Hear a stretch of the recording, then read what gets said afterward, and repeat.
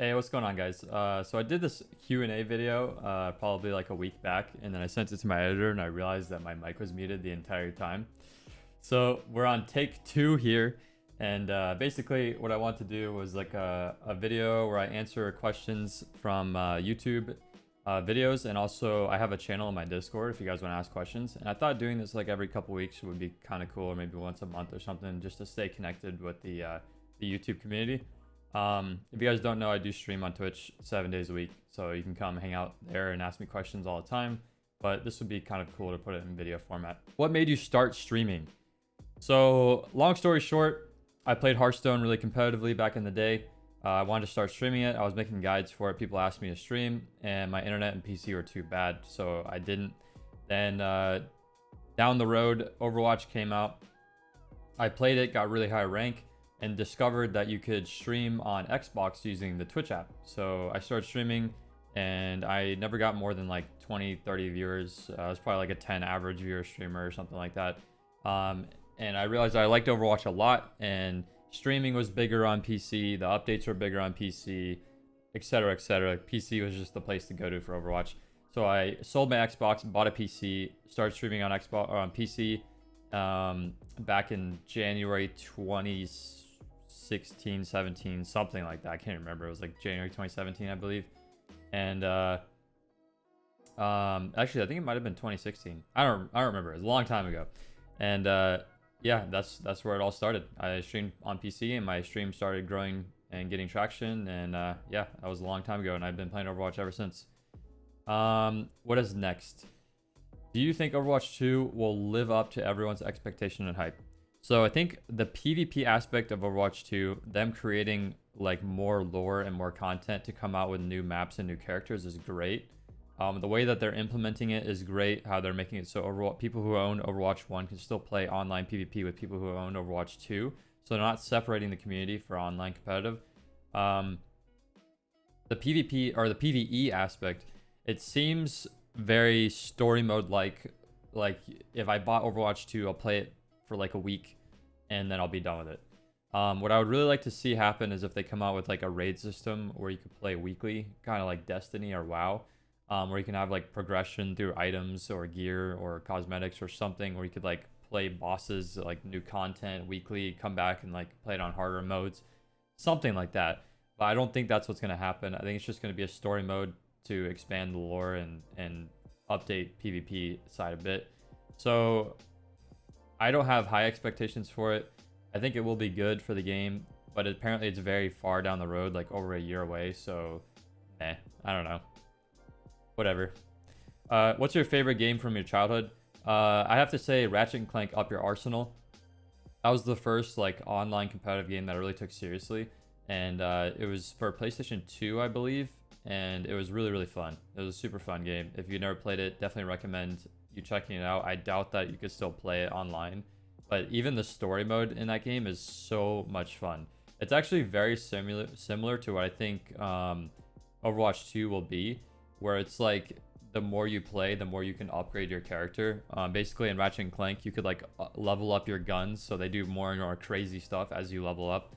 And yeah, it was just something really cool with that game. I think Overwatch 2 is kind of trying to mimic that a little bit. Let's see, what's another question we have? How do you decide which games to play or to professionally invest time into? And are there games you enjoy playing and don't record stream? So games I professionally invest time to are just the games I enjoy. I'm the type of person that doesn't really play a lot of different games. I'm not really a variety gamer, hence the name PvP. I kind of just play online shooters. Throughout my past, I've picked a game, invested like a year or two into it, and grinded only that game. Overwatch has been that game for the past 2-3 years, and now Apex recently is the game that I've been grinding more than Overwatch. But there are games that I do play off stream that I don't really stream. A couple of them is one of them is Hearthstone. I still play Hearthstone on and off. I think the new Battleground mode is extremely fun, and the main reason I don't stream it is because people who watch me don't give a shit about watching Hearthstone. There's some people that would watch it, but like realistically, when I have like 200 plus viewers for Overwatch and then I stream Hearthstone and my viewer count drops to 40, it's not really healthy for a stream to be doing that, regardless if there are some people that would like to watch it. So I just play that game casually. I like to play it. I used to grind a legend. Now I don't really care anymore. I like to just play arenas and the new battleground mode. Also, I've been playing the Star Wars. I have been streaming that, the Star Wars PV game. I've been streaming it a bit, but I do play it off stream a little bit as well. I'm probably like 70% of the way through with it. We're almost finished. Do you think anyone can have a career in making YouTube videos, or do you need a certain set of skills to be successful? Big fan of your videos. Anyone can do it, but it's not for everyone. Basically, you just have to have a passion for it, and if you have a passion for it, it'll just come over time. If you enjoy it, then yeah, you could make a career out of it, but that doesn't mean that like everyone that has a passion for it will automatically become successful. I think the 3 tips that I give people is, first of all, you have to find something you enjoy. After you figure out something that you enjoy so much, like for me, I'll use myself as an example. It was Overwatch. Then 2, you need to figure out why would people want to watch you? Like, what's the point of someone clicking on your stream or YouTube videos? Why would they want to watch you? For me, it was for high rank Jon Crack gameplay. I made a name for myself because people like to watch Jon Crack at high ranks, and that's what I did. I played competitively, and I was a Jon Crack player, and regarded as like the top in the in the game, and that's what people like to watch for me. And the third thing is you have to figure out, how do you even get people to watch you in the first place? Like, you could stream for 10 hours a day and no one will show up to your stream because no one knows how to get to your stream. Or you could upload YouTube content and you might only get 100 views, which is not a career viewership. You need to figure out how to get people to want to watch you. So like examples are, use other platforms, like use Reddit, use Twitter, use collaborations with other streamers and content creators.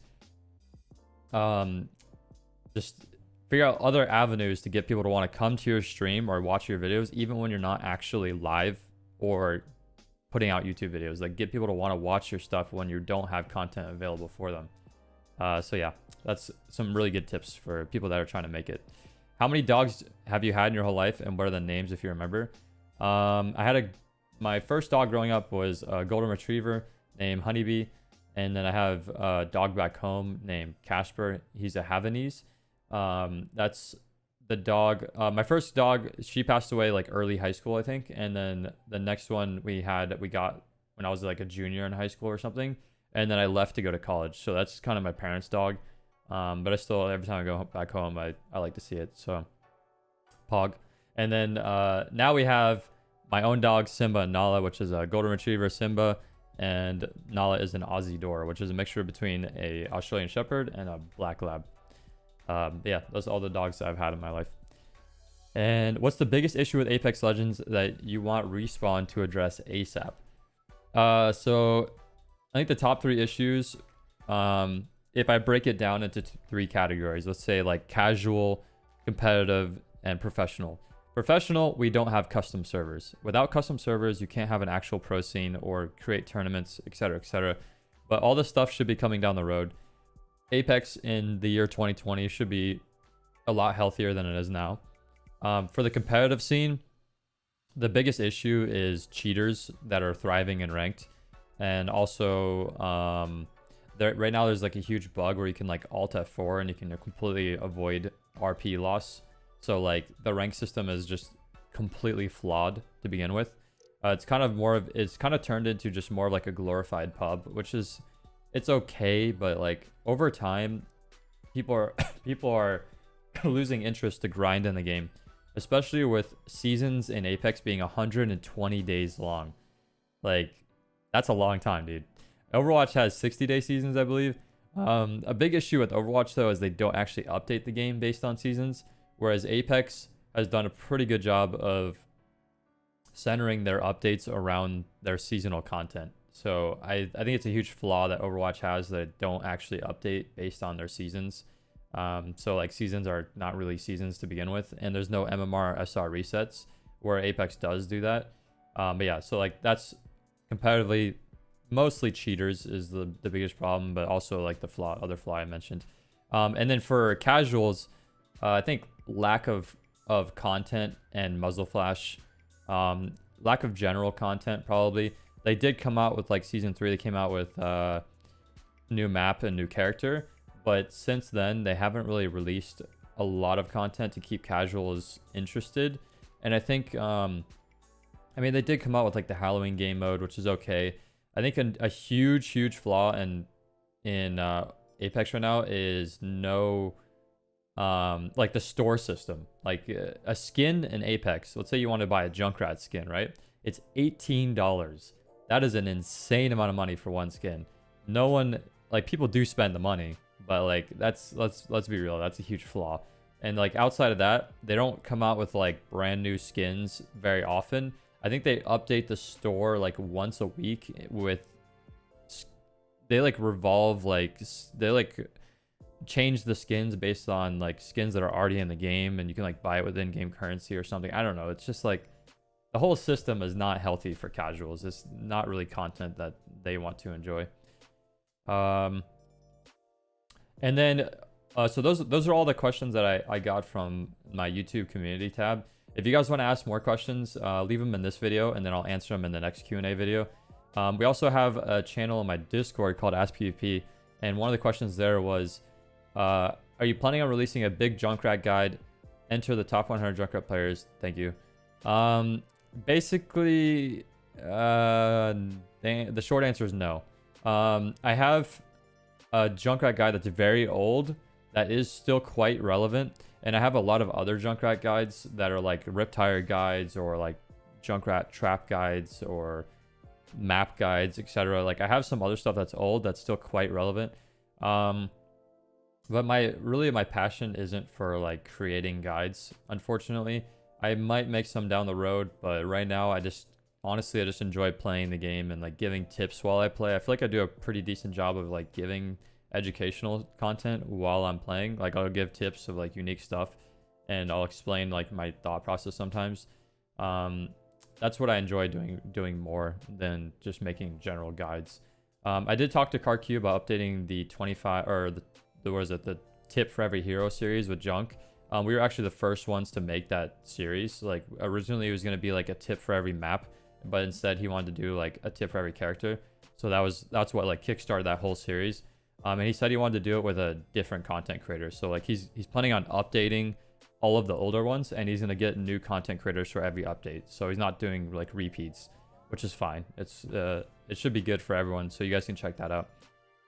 And then what's the best way to play Junkrat against double shield? I'll make this the last question because this video is getting kind of long. Basically, if you have a team comp that could possibly break double shield in its current state before the PTR update, you could try to do that. But realistically, getting off angles and spamming and protecting your backline from like engages or flanking is how you want to play. Most of the time, I just try to flank and get like assassination kills, or you get really good off angles and build up Riptire and try and make things happen with Riptire. But breaking shield is generally not the idea that not the like game plan you want to have, because there's just too much shield between Sigma and Orisa, and Fortify, and then Sigma's Matrix as well. But there is a huge update on PTR, which destroys the shields up quite a bit, and it should make Junkrat a lot more viable. So it should be interesting to see. But anyways, hope you guys enjoyed this video. Let me know what you think. Leave more comments in this video for the next video, for the next Q&A one. Or another idea we had was making it so I can do a Q&A at the beginning of every video that's like a minute long, kind of like Fresh Nuts style. But yeah, just let me know. I hope you guys liked it, and I'll see you guys next time. Peace.